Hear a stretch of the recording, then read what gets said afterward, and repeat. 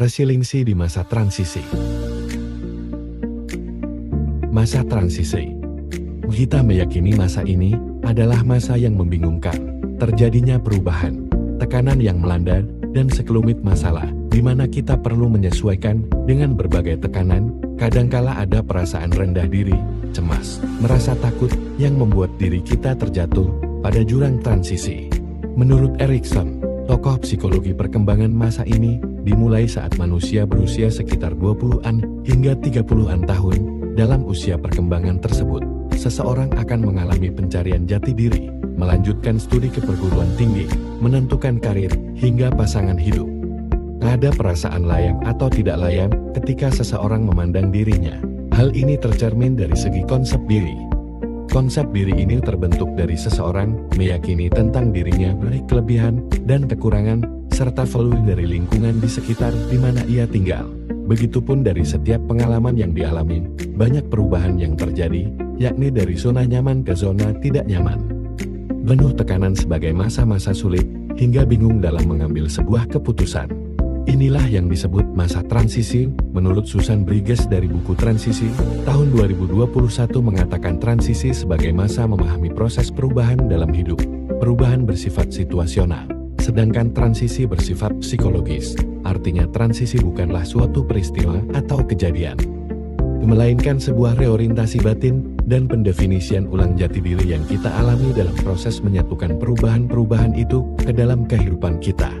Masa transisi terbagi atas 3 periode, yakni masa pengakhiran, zona netral, hingga kepermulaan baru. Misal, salah satu anak mahasiswa telah selesai dalam menempuh jenjang pendidikan sarjana. Ia merasa bangga atas apa yang sudah ia capai. Namun, di sisi lain ia juga merasa frustasi, karena setelah ini ia mulai menyadari bahwa ini adalah masa realita kehidupan yang sebenarnya, di mana ia harus mencari pekerjaan dan tidak bergantung lagi dari fasilitas orang tua. Tekanan demi tekanan datang bergantian, dituntut keluarga untuk segera bekerja, pergaulan dengan teman sebaya mulai mengikis, hingga finansial perlu untuk dipikirkan. Saat lulus sama dengan zona pengakhiran, mencari pekerjaan sama dengan zona netral, mendapatkan pekerjaan sama dengan zona permulaan baru. Ketika masa-masa itu terjadi, disinilah pentingnya resiliensi. Istilah resiliensi dikenalkan pertama kali pada tahun 1950-an oleh blog dengan nama Ego Resiliency R, yang diartikan sebagai kemampuan umum yang melibatkan kemampuan penyesuaian diri yang tinggi dan luwes saat dihadapkan pada tekanan internal maupun eksternal.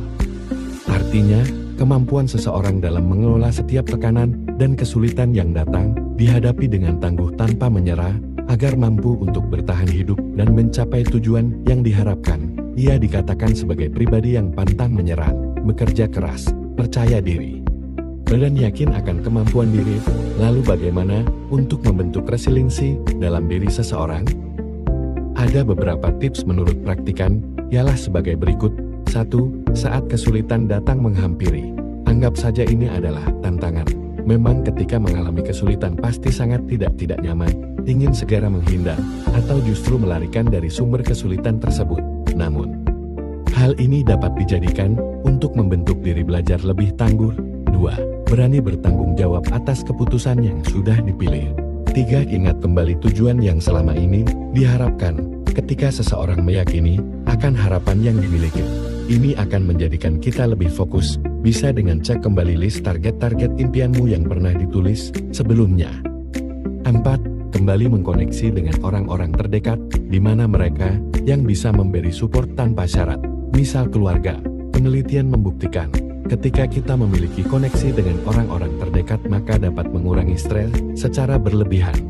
5. Bila merasa buntu, beri waktu jeda sebentar dengan melakukan hobi atau hal yang Anda sukai, misal dengan bercocok tanam, berkebun, traveling, dan lain-lain. Lalu setelah itu lanjutkan kembali atau bisa menata ulang kembali. 6. Selalu mendekatkan diri kepada Tuhan.